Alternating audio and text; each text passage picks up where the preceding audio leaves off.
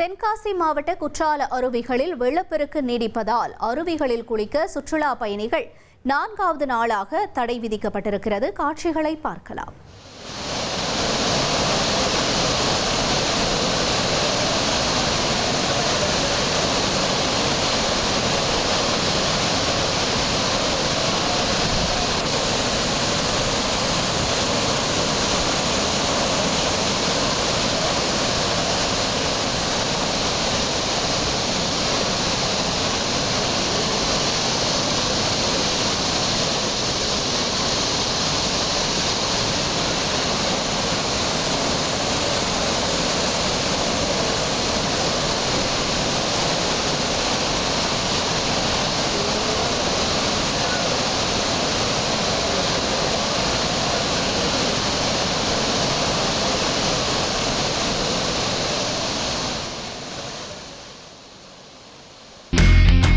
இனி செல்லும் இடமெல்லாம் செய்தி.